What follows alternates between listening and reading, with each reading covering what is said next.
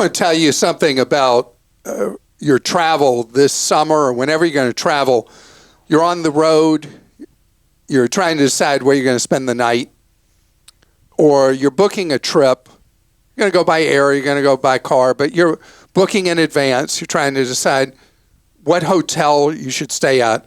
And historically, people paid so much attention to the brand. And they decide, well, if it's a Marriott or it's a Hilton or it's a Hyatt or it's a Holiday Inn or whatever, you had your impressions of what those brand names meant. But today, those brands have proliferated. Marriott now has 30 hotel brands of all different various names that say blah, blah, blah, Marriott, Courtyard by Marriott, Residence Inn by Marriott, Marriott by Marriott, JW Marriott, and on and on and on. And then you've got Holiday Inn Express, and then Crowne Plaza, and then all these other brands Holiday Inn has. They have, I think, they may have 18 different brands under their parent umbrella. Hyatt and Hilton each have about that many, or somewhere around 20 different brands. And there are all these brand extensions. And I won't bore you with a big brief on why they all do these brands, but it all has to do with them wanting to violate territorial rules and put a competitor right next to one of their own brands. So somebody who thinks they've got this big territory they're selling rooms in, suddenly they have a competitor under the same umbrella of Marriott, Hilton, Hyatt, or IHG, which is the Holiday Inn brand, right next door to them or right across the street or whatever with a different owner. I mean, it's all about these hotel brands no longer own and operate their hotels. They just want as many of them out there as possible that are paying them royalties or royalties and management fees. And so the brands used to tightly enforce quality in their hotels, but now they're much more about the sales side. And they let the hotels slide on quality. I see it over and over and over again. And it's funny, you go use TripAdvisor, you got to be careful because of fake reviews like you do with Yelp as well. But you can get a real sense that you can look at the same hotel brand, even the sub-brand. Like you could look at Courtyard by Marriott and look at 4 locations in the same town. And you can see that people are talking about this one that's really great and this other one that it's run down and that it's dirty and blah, blah, blah, blah, blah.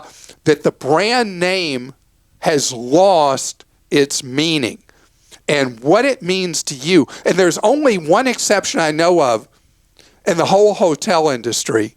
And Krista, you know what it is, and say what you call them, and then I'll say their real name.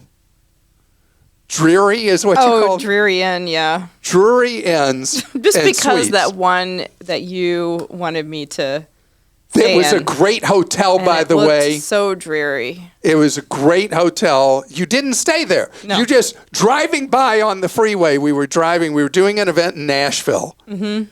And you had us at this unbelievably expensive hotel. Well, they put us up for free. It's not free. Somebody had to pay. And their money is just as valuable as your money. And we wasted so much of their money because they paid. It wasn't free to them. Well, they were having you on their show, and that was something that they do for their guests. I didn't want to be rude. I don't like wasting money. I didn't want to be rude. And it was walkable, and we didn't have to worry about a rental car. And pouring down rain. So it saved us money. Remember how it was raining that day? I do. Okay. And they picked us up. Okay. All right. Anyway. It was awesome. But yeah, that one looked very dreary. But I couldn't afford breakfast at that hotel, and I had to walk in the rain to McDonald's. And if we'd stayed at the Drury, we had this wonderful hot breakfast at the Drury. Anyway, I digress. The thing about, sorry, I haven't done picking on. Drury is what so many hotels used to be. They own and operate their properties.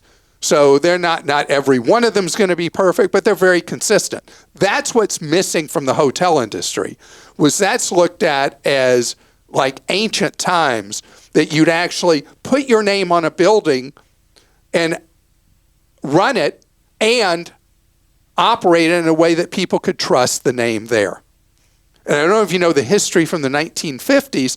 That's how Holiday Inn became such a huge success in the United States, is people would go on a road trip as the interstate system was developing, and they'd stop at one awful place after another.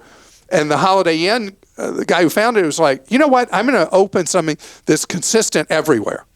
But Holiday Inn is not going to be consistent everywhere. Hojo's, Howard Johnson's. Howard Johnson's, yeah. Well, you got to do that New England reference. Oh, is that just New England? No, but it was really big when you were growing up, the Orange Roof. And you mentioned all those Marriott brands, but in addition, now I get confused because then they have Edition hotels and Autograph series that are all different names. Yeah, it's nuts with because all they're trying to do is get those royalties. Right. So they keep adding these brands. And how in the world do you figure out the difference between, they have all these crazy names, they call them, upper mid-scale,